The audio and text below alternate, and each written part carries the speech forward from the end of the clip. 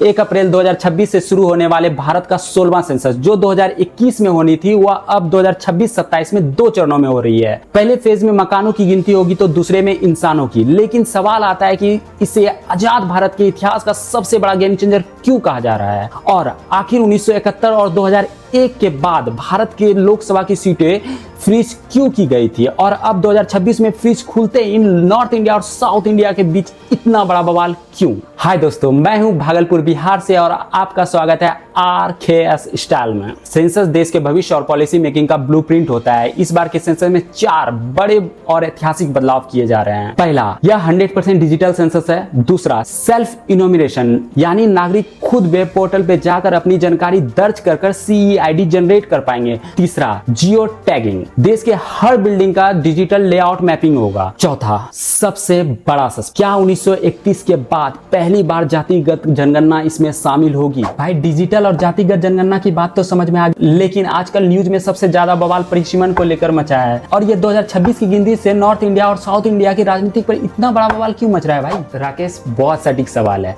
इसका सीधा असर देश के पॉलिटिकल और संवैधानिक ढांचे पर पड़ने वाली है। इसे 2 पॉइंट में समझो। पहला, परिसीमन। नियम के अनुसार हर जनगणना के बाद संसद की सीटें बढ़नी चाहिए, लेकिन 1976 में 1971 के सेंसस के आधार पे इंदिरा गांधी सरकार ने और फिर 2001 में 84वें संविधान संशोधन के टाइम भारत के लोकसभा की 543 सीट को 2026 तक के लिए फ्रीज कर दिया गया। सवाल आता है क्यों? क्योंकि साउथ इंडिया के राज्यों ने फैमिली प्लानिंग पर बेहतरीन काम किया था, वहीं नॉर्थ इंडिया के राज्यों का आबादी तेजी से बढ़ रही थी। सरकार नहीं चाहती थी कि आबादी कम करने वाले राज्यों को संविधान में सीट कम होने की सजा मिले, लेकिन अब 2026 में यह फ्रीज खुलने जा रही है और नए डाटा के अनुसार भारत के लोकसभा की सीटें 816 तक जा। इससे अब साउथ इंडिया के राज्यों को डर है कि यदि सीटों का वितरण जनसंख्या के आधार पर किया गया तो नॉर्थ इंडिया का पावर बढ़ जाएगा। हालांकि कुछ एक्सपर्ट्स और कुछ नेताओं का कहना है कि बीच का रास्ता निकाला जाएगा और साउथ इंडिया के लोकसभा में 24% सीट का रिप्रेजेंटेशन पहले की तरह सुरक्षित रहेगा।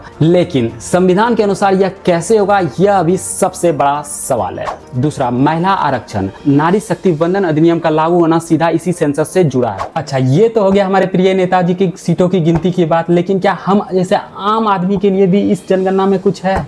क्या पॉलिसीज पे कुछ असर पड़ेगा? आम आदमी के लिए ही तो असली इंपैक्ट है। इसे 3 डायमेंशन में समझो। पहला, सोशल जस्टिस। दूसरा, प्रिसीजन गवर्नेंस। तीसरा, डिजास्टर मैनेजमेंट। सोशल जस्टिस अर्थात सामाजिक न्याय। जातिगत और संपत्ति का सटीक डाटा आने के बाद आरक्षण की 50% सीमा पर नई बहस शुरू होगी और सरकार एविडेंस बेस्ड नीतियां बना पाएगी। दूसरा, प्रिसीजन गवर्नेंस अर्थात इकोनॉमिक वेलफेयर। अभी सरकार अनुमानित डाटा पर योजना बनाती है। रियल टाइम डाटा मिलने से PDS अर्थात राशन, आयुष्मान भारत और सब्सिडी का टारगेटिंग एकदम सटीक होगा, लीकेज कम होगी। तीसरा, डिजास्टर मैनेजमेंट अर्थात आपदा प्रबंधन। हर घर का जियो टैगिंग होने के बाद बाढ़ या भूकंप की स्थिति में प्रशासन को सटीक पता रहेगा कि किस बिल्डिंग में कितना लोग रहते थे और वहां का स्ट्रक्चर कैसा है। निष्कर्ष बस इतना सा है दोस्तों, 2026-27 का डिजिटल सेंसस बस आबादी गिनने का टूल नहीं है, बल्कि डेटा ड्रिवन डेमोक्रेसी की तरफ भारत का बढ़ता हुआ सबसे बड़ा कदम है। यही डेटा तय करेगा कि अगले 2 दशक में भारत की राजनीतिक नक्शा, आर्थिक नीतियां और सामाजिक न्याय का